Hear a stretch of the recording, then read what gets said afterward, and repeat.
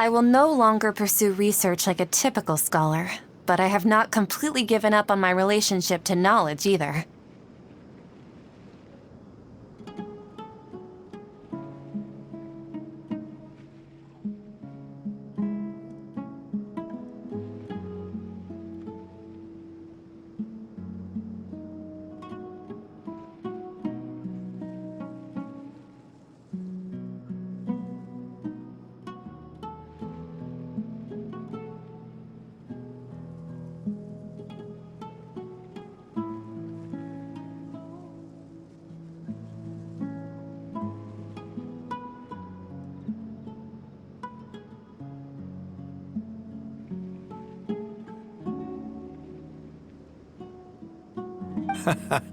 I can see what you're saying now.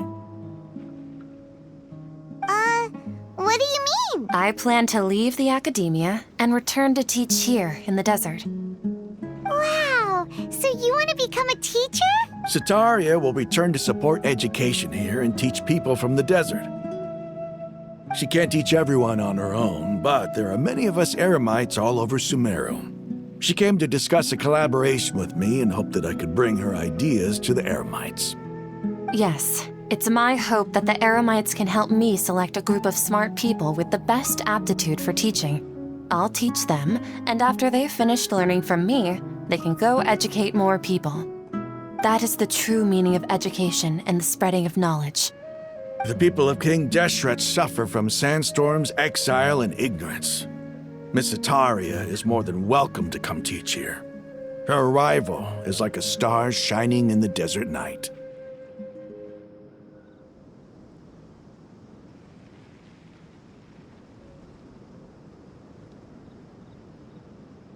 The stars have always guided caravans, thieves, soldiers, and travelers who get lost in the night.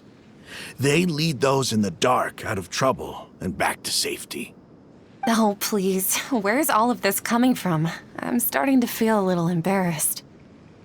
You deserve these compliments. Mercenaries are accustomed to danger and don't fear death, which is why we recognize extraordinary actions that common people would easily overlook. Setaria's idea will bring much good to many people. At first, I feared it was destined to fail. Everyone knows that the academia doesn't allow scholars to teach in the desert without permission.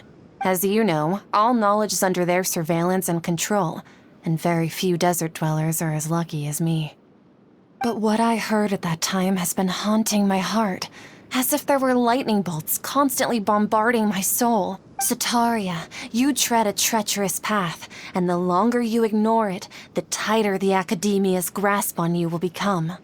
Seteria, why haven't you gone home? Miss. These words sparked something in me, and I knew that I had to bring something back to my people after going home. I gathered up the courage to approach the Grand Sage, only to find that he was no longer at the academia. Lord Sino told me that Azar didn't belong there anymore.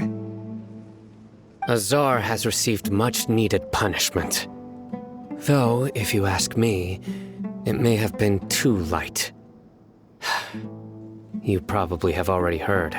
Lord Sino helped me obtain permission to leave the academia for the desert, and accompanied me here to discuss collaboration with members of the Eremites.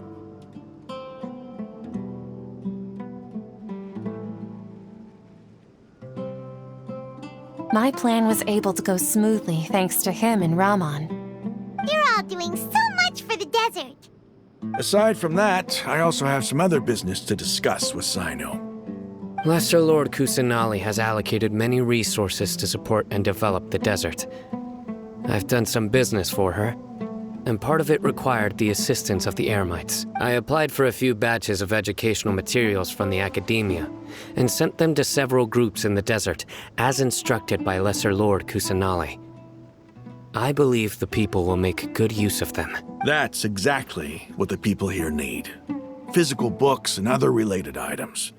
If it weren't for Sino and Lesser Lord Kusanali, I'm afraid we'd never be able to get our hands on them.